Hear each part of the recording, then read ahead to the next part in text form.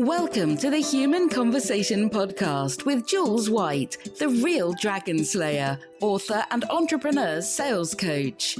Tune in weekly for human conversation about business and sales. Enjoy business expert interviews, educational episodes, and virtual cuppas with entrepreneur business owners. So grab yourself a cuppa and enjoy. Here is your host, Jules White.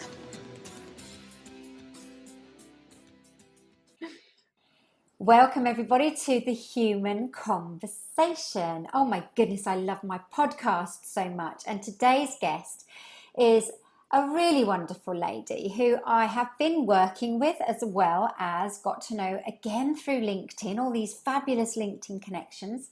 A beautiful lady called Synne Lindén. She's the director of Linden Tree. So I'm already thinking and feeling just lovely about all of that. It's fabulous. Welcome, Synne. Thank you for having me. I'm so excited. I'm excited too, because obviously I know a bit about your story, and so I really want to have a conversation about that so that the listeners can appreciate your fabulous journey and of course what you do in your business, because it's a beautiful business. So let's start at the beginning. Ooh, the very beginning. Well, we never really know quite where that is. That's the thing, because I take people in different places. But I just want to tell the audience where you're from. Tell us where you're from.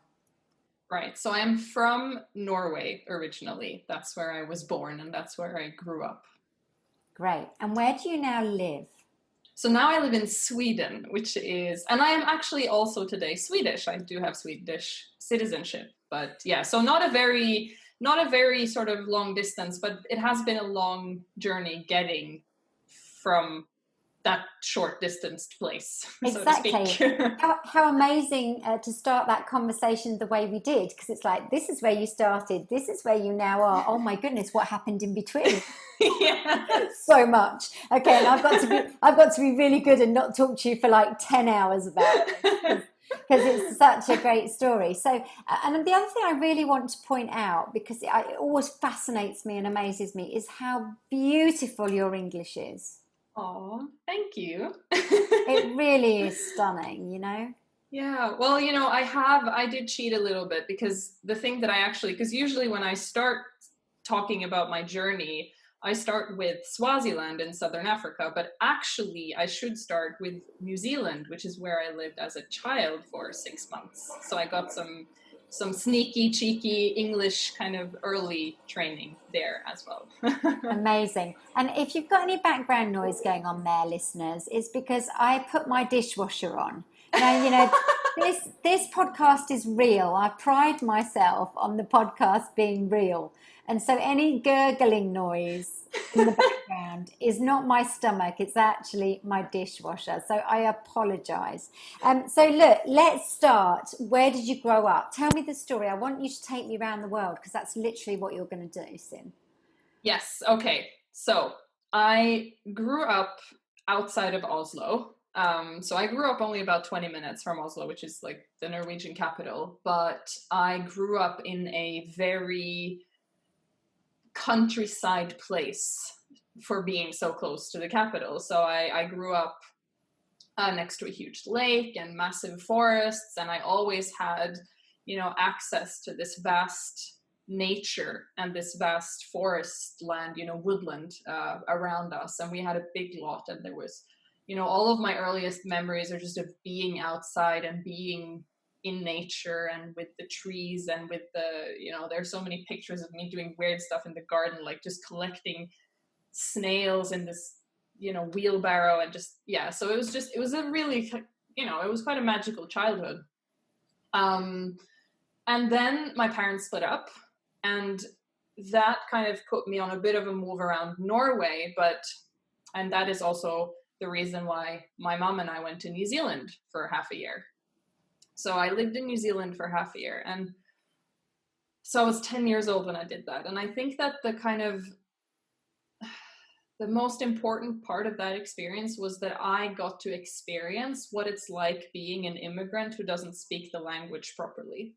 Because that's something that I've thought a lot about, coming back to Europe after my long travels, to that sort of attitude towards language, which really interests me because it's so easy to associate kind of mispronunciations or wrong wording or, you know, poor sentence structure with kind of intelligence or stupidity, when it's really just a matter of words, you know. So that was like a really cool, that's a good thing, I think, to have with you.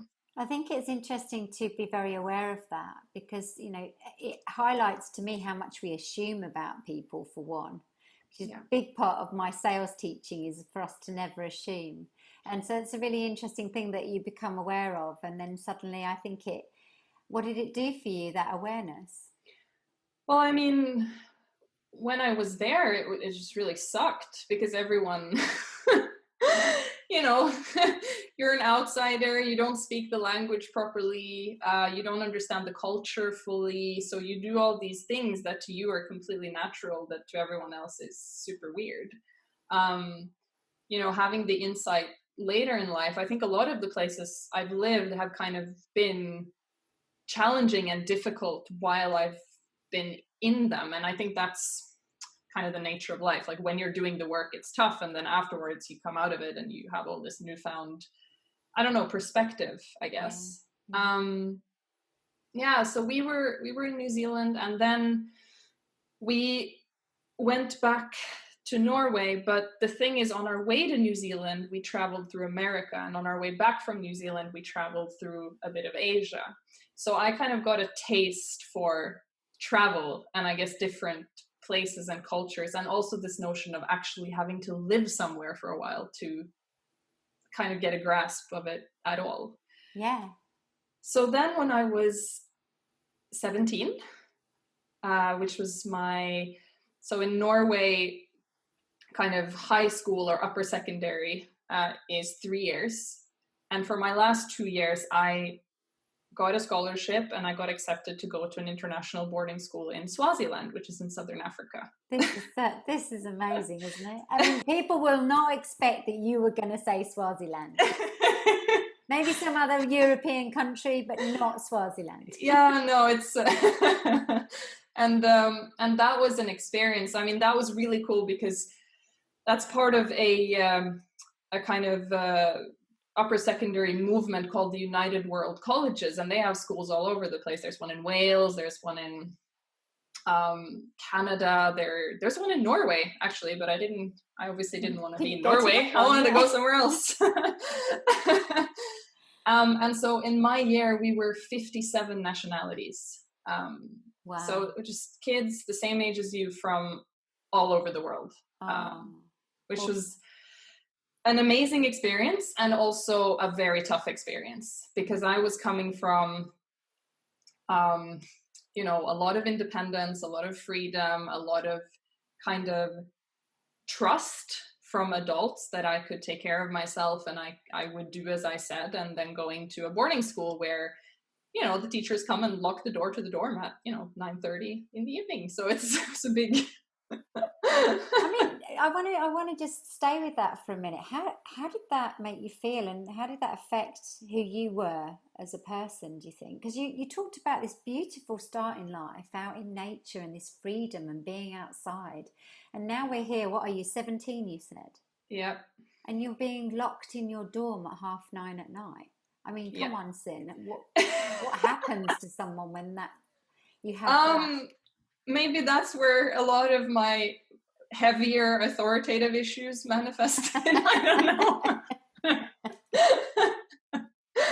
Yeah, I have never liked people telling me what to do if they can't give me a good reason for doing it. And this was very much, you know, an old school kind of style school, you know. So it was, you listen to the teachers were Misters and Mrs., which is not the norm in Scandinavia. In Scandinavia we call our teachers by their first name, and so it was just like this huge culture shock. It was just, I mean, and also it should be noted that the summer before I moved to Swaziland, I also actually went on a 1-month interrail trip by myself with a friend of mine throughout Europe, you know. So it was a really huge shift. So what it did to me emotionally is, I guess it was just really tough, really hard. I wanted to quit. I wanted to give up many times. I went home. So we had 3 terms a year, and I went home between each because I was so homesick.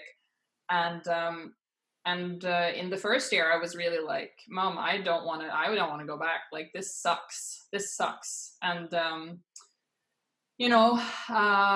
determination and persistence is something that I pride myself on now. And it's something I'm very thankful that my mother has really, instilled in me. And so she said, because this was the first year of the 2-year program. So she said, well, you have to finish the first year, and then we can do a reevaluation at Christmas. If it's still awful, you can come back home and do your final year, because she didn't want me to kind of have to pick up on a new year, and fall behind.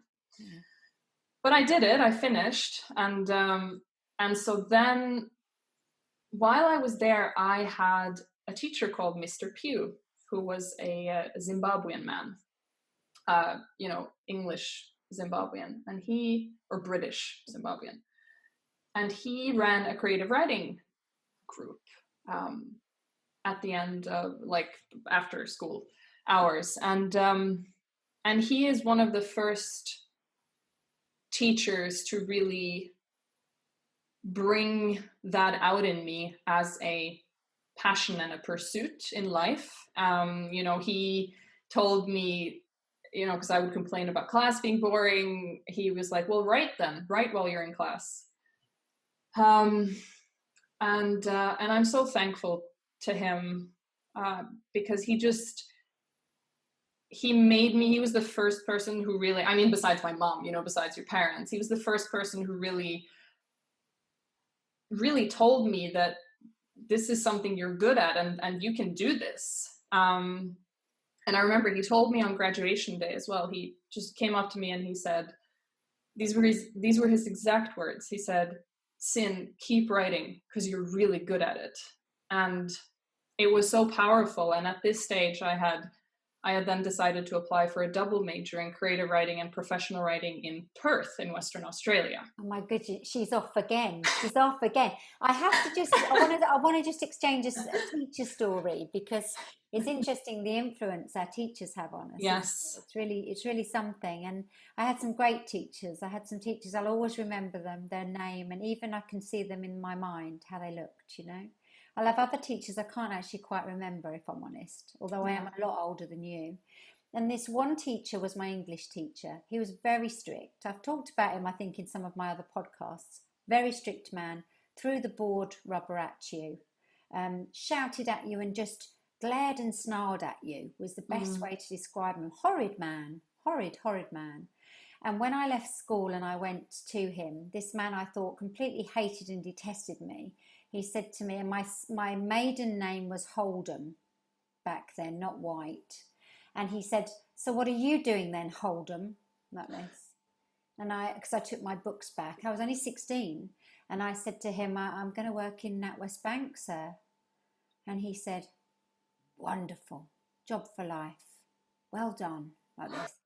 And it was like the first time he had ever said that I'd done anything good, So whilst it's more extreme than your lovely teacher, it was that moment where I thought, oh my goodness, I did something right for him, But he was very memorable, and I was so scared of him. But my English and my writing, I have to thank him for being able to do it as well as I do it, Yeah, and it's so amazing. I've been lucky enough. This is actually what I did in 6 months before I went to Swaziland. Is I taught primary school, just like Norwegian and English, and it was, it's so amazing, but it also gives you so much respect for how much impact it has on children, because it is vast, that impact, good and bad, Yeah. So we're on our way to Australia. Come on, let's carry on the journey. So then I went to Australia.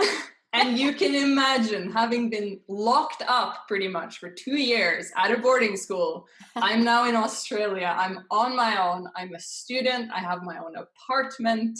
You're free. It was amazing. So, of course, the first thing I did was get a job as a bartender, because, what else would you do? Which is really, by the way, if anyone listening to this considers that, don't do it. It's really not great. So just don't, because you don't sleep ever, and it's just messed up. Totally antisocial, really low paid, and just working all hours. So prone to alcoholism. Just don't do it. I do not recommend it at all. Oh, but it's a lot of fun, and it gives a lot of experience. And and I mean, so I studied creative writing and professional writing, which is a double major, which was just so fortunate. I'm so glad that I decided to take both majors, because it gave me both sides of the balance, so to speak, of the scales. So, you know, on the one hand, I had like editing and publishing, and on the other, I had writing poetry, etc. Yeah, lovely. And I just flourished in university. You know, it was just amazing, because I remember so many, you know, we would get our assignments and I would be like, this is an assignment? Like, this is fun. This is writing. I get to just write for 3 years. This is incredible. And it was so good. So while I'm like in the very end of my first year of university in Perth is when I meet my husband, my now husband. And he was also a bartender. I met him across the bar, super cliche, or however you want to call that. But the thing that wasn't cliche is that he is Swedish. So he was also in Perth studying across the world. And we met each other on an evening where the bar he worked at wasn't normally open. He wasn't supposed to have a shift. I wasn't even planning on going to this concert that I had been invited to. I decided last minute, and I got on the list. And because I knew one of the musicians who was playing, it was just like, it was crazy that we even met. And I'm so glad we did. Oh, it's like serendipity, isn't it? Yes, I love quite. that so much. Wonderful. So the thing about Aris is he was 1 year above me in uni, and Australian visas and immigration laws are really, really strict. So essentially what happened is he graduated and he couldn't get a visa, so he had to leave the country. And by this point we had gotten engaged. We got engaged very quickly, and we were kind of like, okay, so where are we gonna go? And my husband is Swedish, but his family is from Kurdistan in northern Iraq. And so he owned an apartment there, and I said to him, well, why don't we move there? It's an apartment, and we can live there, and you know, we can spend some more time with your family, and I can finish my degree. And I was able to talk the creative writing department into letting me finish my degree externally. Well, I had 3 lovely professors who said to the head of department, who had initially told me, no way, that we'll take her, so just let her go, and we'll have her finish her degree. So then we moved to Kurdistan together. It's fabulous, isn't it? I mean, I'm just thinking about all these wonderful cultures and experiences that are so different to each other that you've had.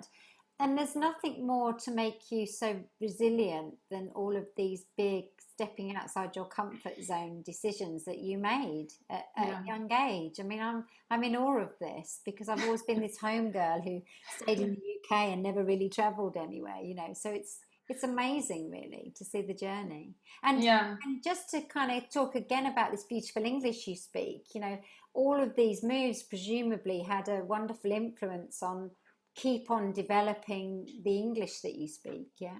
Yes, exactly. So, I mean, in Swaziland, you know, the school, like the spoken language was, like the school language was English. In Australia as well, obviously, you know, I did my degree in English. So essentially, since, you know, age 17, except for a 2-year stint back in Norway, I have been primarily working and speaking in English. And it's also a conscious decision I've made to use the English language above the Norwegian one, or the Swedish one for that matter. I can't do written Kurdish yet. I can speak Kurdish, but I can't write it. I was just going to ask you how many languages you speak.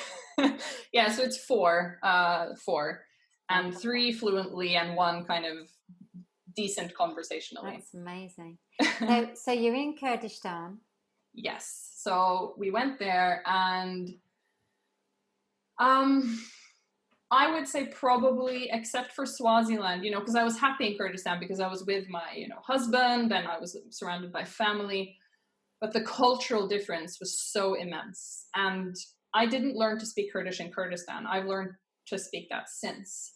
So I was kind of isolated linguistically, I was isolated culturally.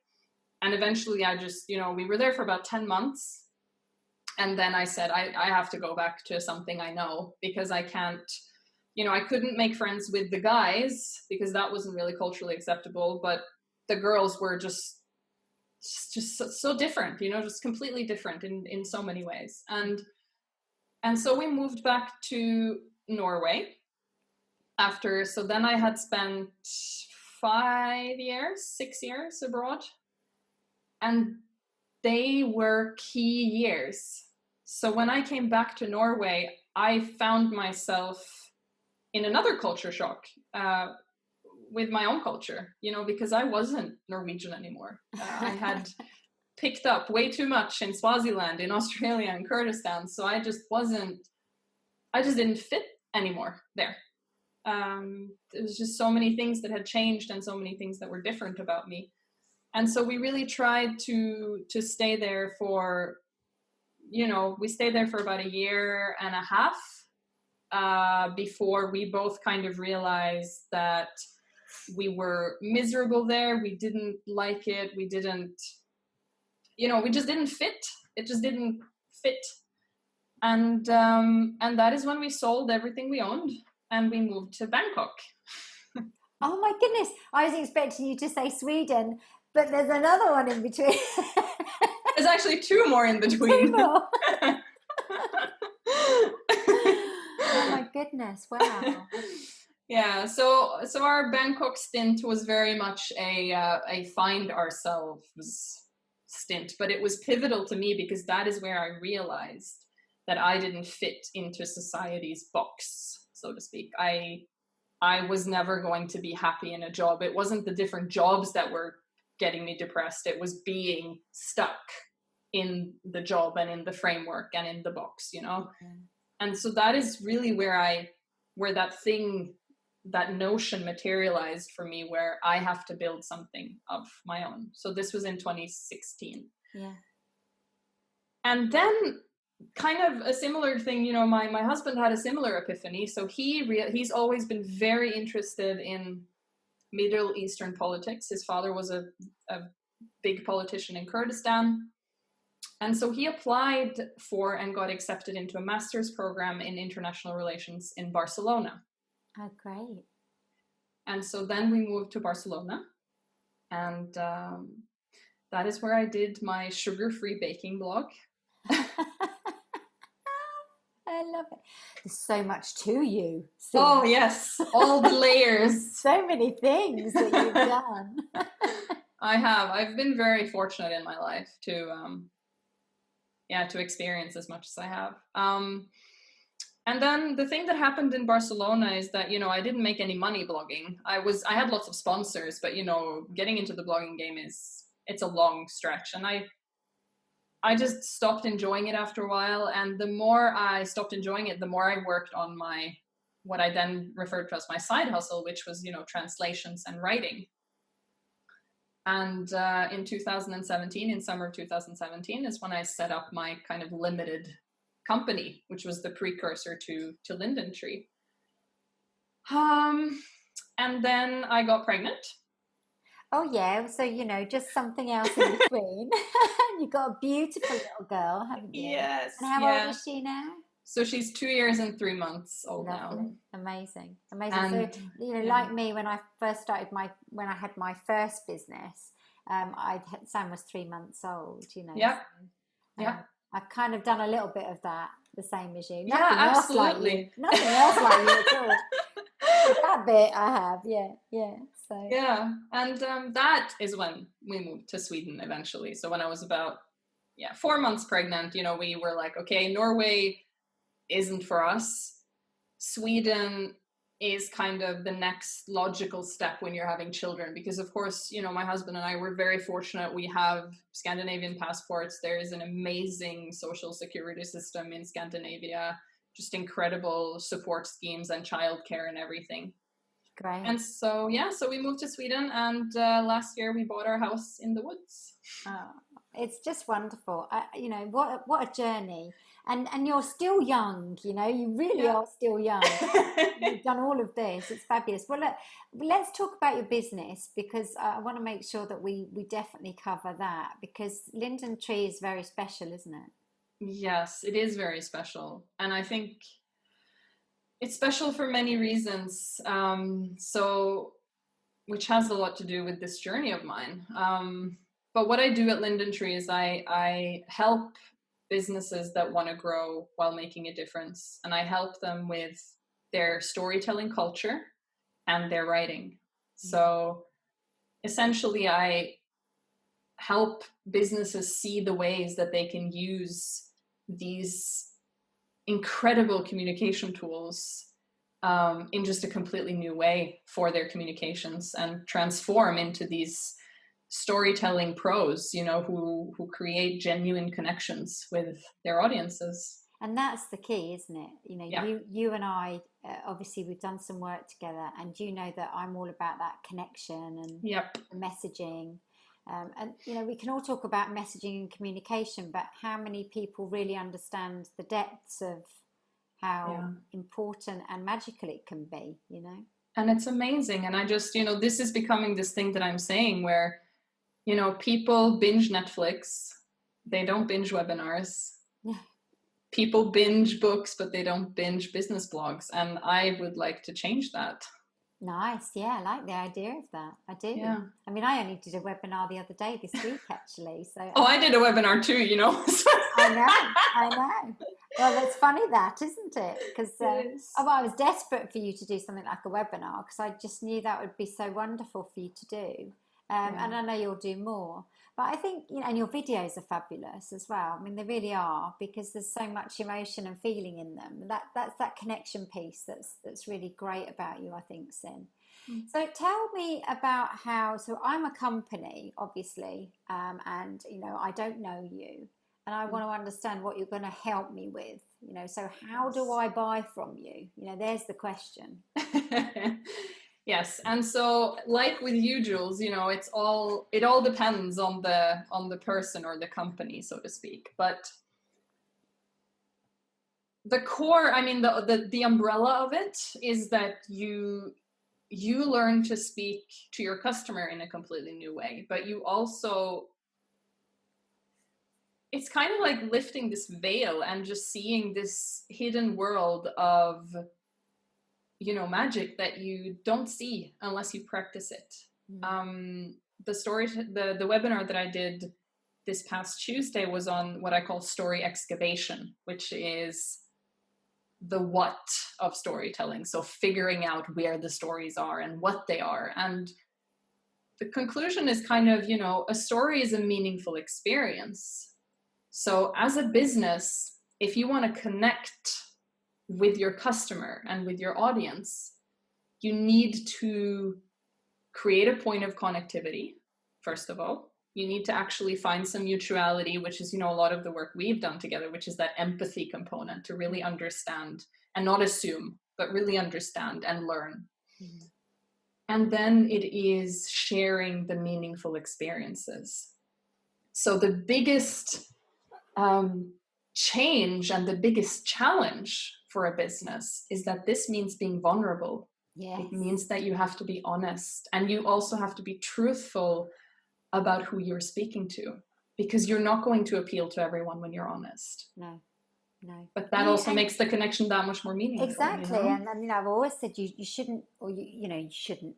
I've always said don't try and sell to everyone, because that's really actually not fulfilling. It's much more fulfilling when you sell to the right people who have that, exactly. I don't know, share values and just understand each other. Exactly. And I think one of the things that you're very good at is understanding and finding the stories within people's businesses. And then obviously you're able to, if they so want you to go even further with that, aren't you, Synne?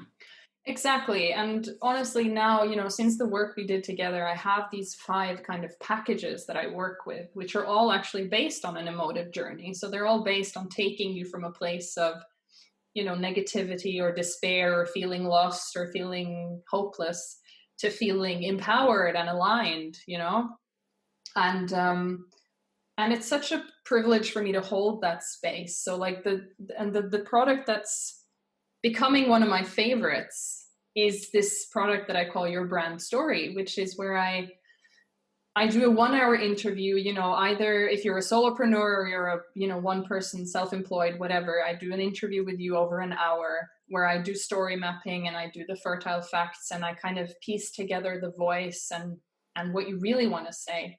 And then I write a core narrative for your business. And so, parts of that or the whole thing can go on your About Us or our story page. But the difference is it'll be an actual story and it'll be something meaningful and true. Yeah. And the other kind of package that I just love is your storytelling roadmap, which is a cultural package. That's where we work together. We do 5 2-hour workshops, either one-on-one or in a team. And we just build the foundations of a storytelling culture that will just permeate and seep throughout your business, both internally and externally.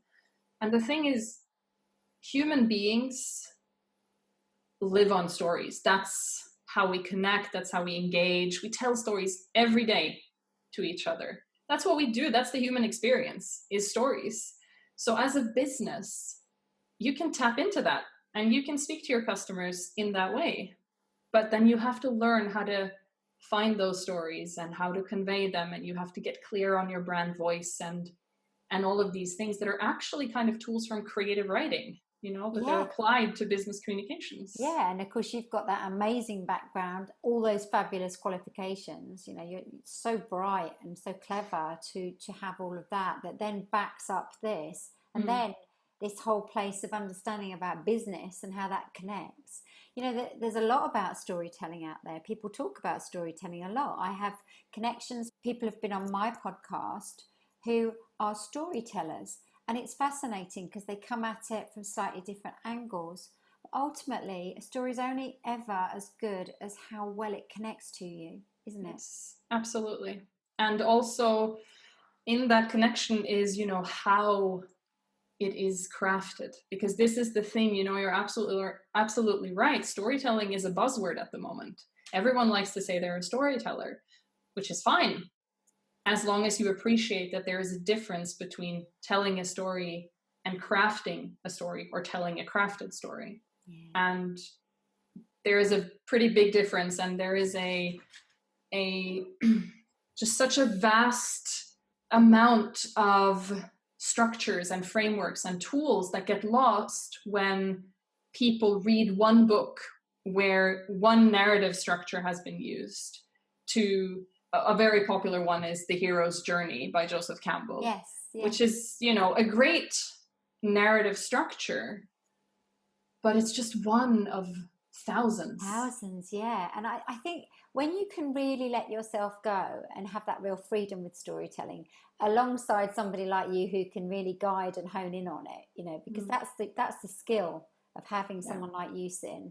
We can all remember our stories and we can tell our stories, but as you say, that crafting, but the freedom of crafting them, I think isn't that lovely that you kind of create that environment for people to do that? Yeah. And I just, I did a brand story this week with just the most lovely lady, and I sent it off to her, and she got back to me and she was like, it made me so emotional, because because it was good. Because it was good, and she was like, it was me, and I just it's quite a personal thing, it's quite a deep digging thing, and I really do take it as this really quite big privilege that business owners or business teams are willing to let me kind of hold that space for them, and where they can be vulnerable and they can be honest, and then they can get that real thing, that's real authenticity out there. It's great. I love what you do. I really do.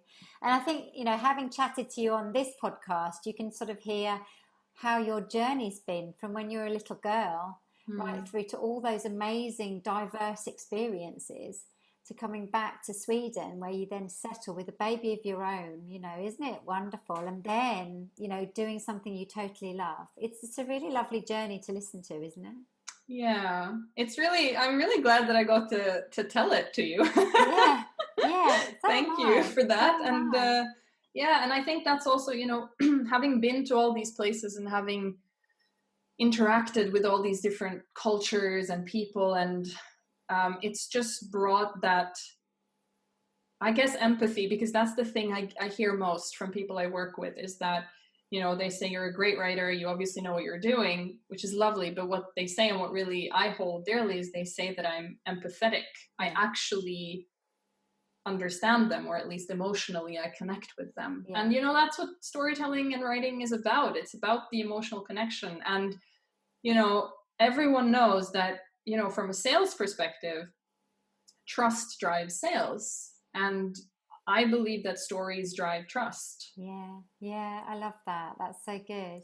And you are empathetic, but what you also bring from your story is this breadth of experience of what the world really looks like, not what we think it looks like, but what it really looks like. And then that gives your clients the freedom to kind of just go for it and actually let themselves go when they're telling the story. And I think that's very special.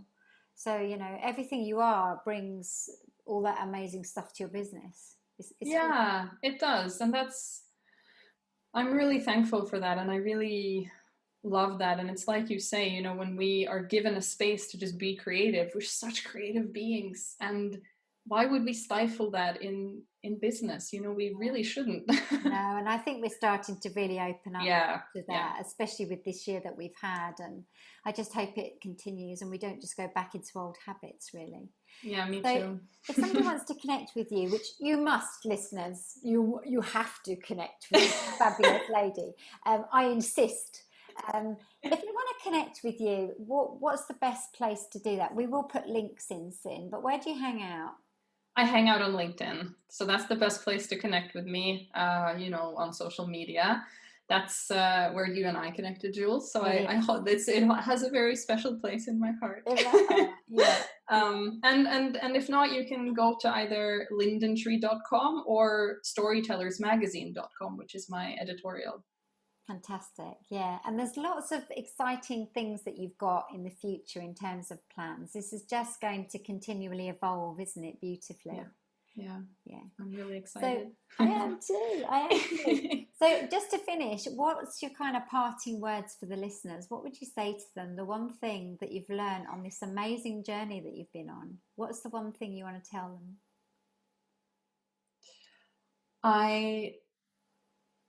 I want to tell them that there is just nothing more powerful or beautiful than your own story. And when you are brave enough to really embrace it in its whole, whether that's as a company or as a person, and share it, it's just magic. So do it. Lovely. It's the best thing, isn't it, ever? Yeah. Thank you so much, Synne, for joining me on the Human Conversation. Thank you so much for having me. It was so lovely. Thank you, Jules. Thank you so much. It's been wonderful. And listeners, I hope you've enjoyed this amazing journey you've been on around the world with this fabulous young lady. Honestly, I'm in awe of her. I find her very inspiring. I hope you do too. She's a very gentle soul. And if you want to connect with anyone regarding storytelling, you have to connect with Synne. I hope you've enjoyed the Human Conversation. Please like and subscribe to the platform where you listened. We're on Apple Podcasts, Spotify, Stitcher and SoundCloud, all the S's. And you can watch our beautiful conversation on YouTube. Yay! Thanks again, Synne. Bless your heart. Have a fabulous day, darling. Thank you, Jules. You too. Bye. And listeners, I will see you again soon. Ta-ta for now. You've just been listening to the Human Conversation podcast with Jules White. To find out more about the other work that Jules does, please visit her website www.liveitloveitsellit.co.uk. And if you enjoyed the podcast, then please do leave a rating and review on the platform you use to enjoy her show. Thanks for listening and see you next time.